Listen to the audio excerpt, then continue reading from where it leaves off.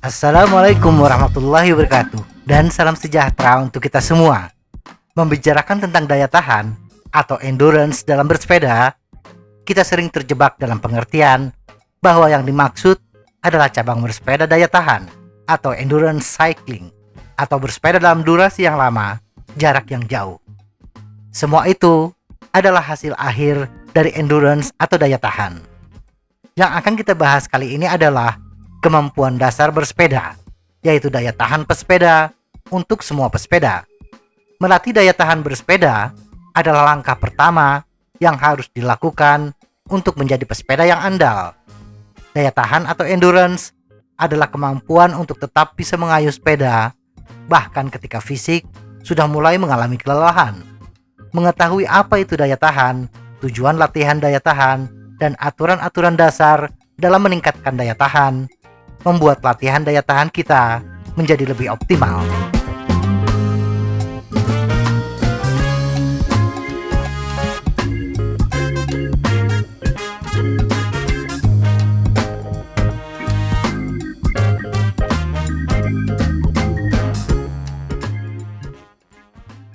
Definisi dan tujuan daya tahan.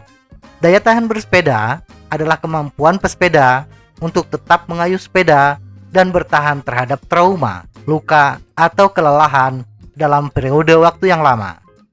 Melatih daya tahan bersepeda adalah tentang membangun kebugaran dasar dengan benar dalam sebuah perjalanan bersepeda yang panjang, stabil, dan berintensitas sedang untuk memperkuat sistem aerobik.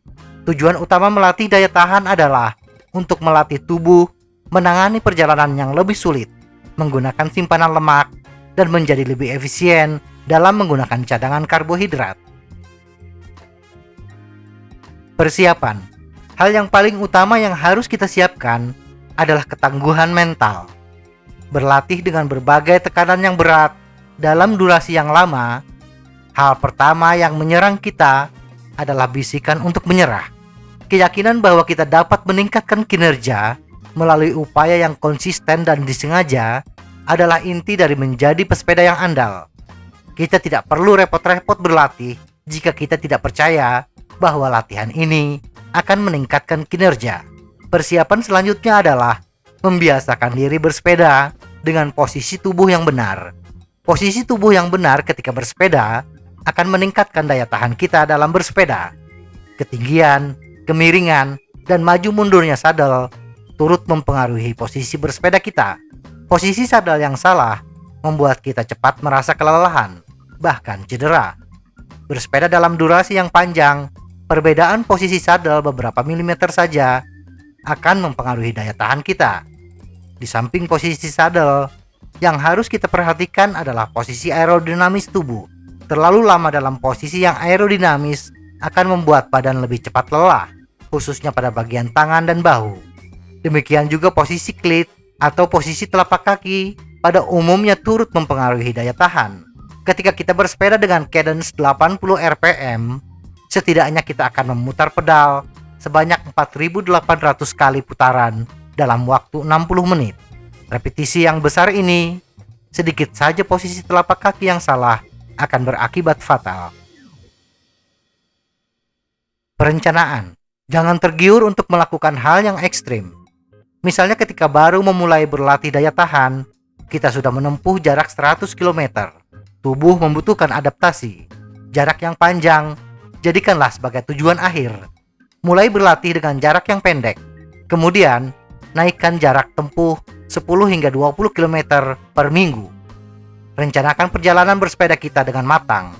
Mulai dengan memilih jalur bersepeda dengan sedikit tanjakan. Kita bisa merencanakan jalur bersepeda ini dengan bantuan beberapa aplikasi navigasi seperti Google Earth, Strava, dan lain-lain yang menampilkan profil ketinggian jalur yang direncanakan. Sebaiknya, hindari jalur yang memiliki gradien lebih dari 6%. Kita fokus dulu kepada jarak yang panjang. Jalur dengan tanjakan curam lebih kepada melatih kekuatan, yang di luar tujuan utama latihan daya tahan kita.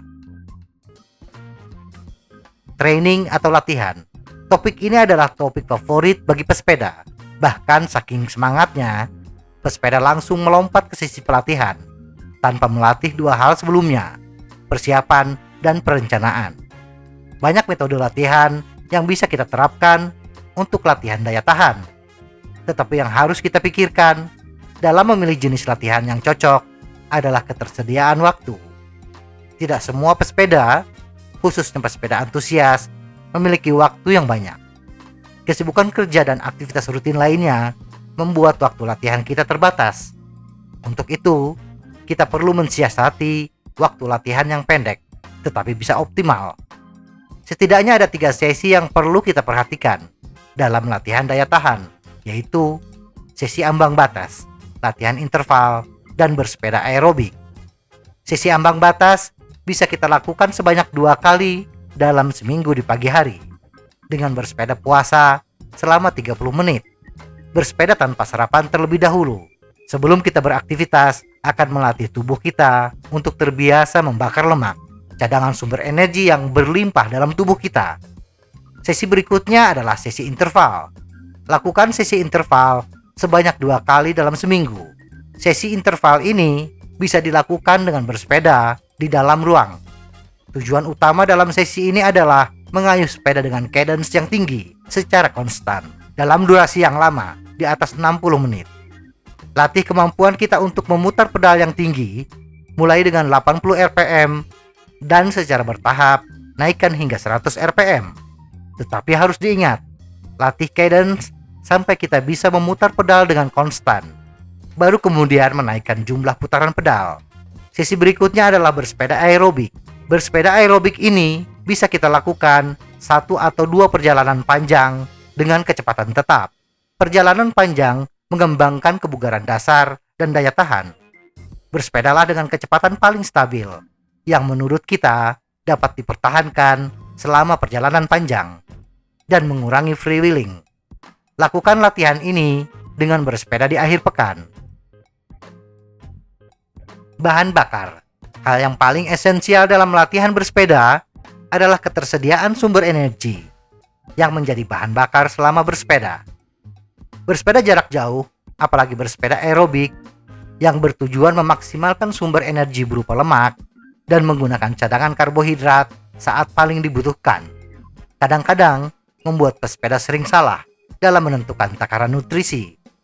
Menumpuk makanan sebelum bersepeda berpotensi menghadirkan permasalahan pencernaan dan ketidaknyamanan di perut. Terlalu sedikit cadangan energi ketika bersepeda bisa menyebabkan bulking. Jadi kita harus pintar-pintar mensiasati persediaan sumber energi ini. Untuk sesi ambang batas, seperti yang telah kita uraikan sebelumnya, bersepeda tanpa sarapan adalah langkah terbaik. Tetapi ketika kita akan melakukan perjalanan panjang atau mengikuti acara perlombaan, bersepeda tanpa sarapan adalah langkah yang kurang bijaksana. Untuk itu, sarapan harus banyak mengandung karbohidrat dan sedikit protein.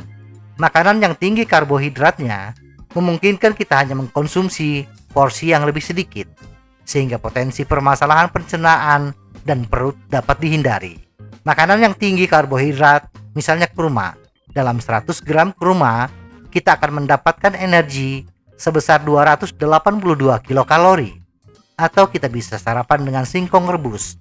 Dalam 100 gram singkong, terdapat energi sejumlah 154 kilokalori dengan kadar protein yang rendah.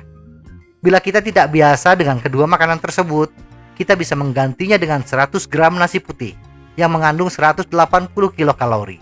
Hindari jumlah protein dalam sarapan dengan menu nasi. Mungkin kita bisa mencoba bubur ayam.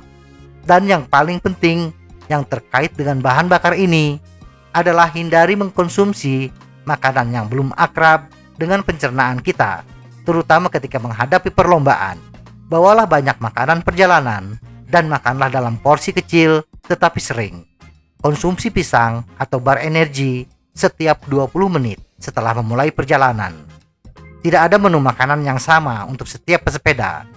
Jadi penting untuk bereksperimen dengan makanan selama latihan, sehingga kita mendapatkan makanan yang pas dengan kebutuhan energi kita dalam porsi yang ideal.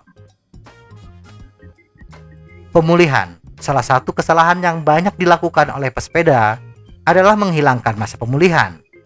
Berlatih tanpa masa pemulihan sama artinya kita tidak memberi kesempatan pada tubuh untuk memperbaiki kerusakan otot yang pada akhirnya akan mempengaruhi daya tahan itu sendiri. Seperti kebanyakan pesepeda profesional yang sukses, pemulihan adalah sesuatu yang dianggap sangat serius. Semakin agresif kita berlatih daya tahan, maka semakin intens pula masa pemulihan kita.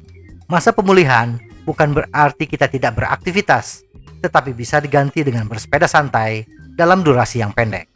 Semoga informasi ini bermanfaat. Tetap sehat. Salam goes.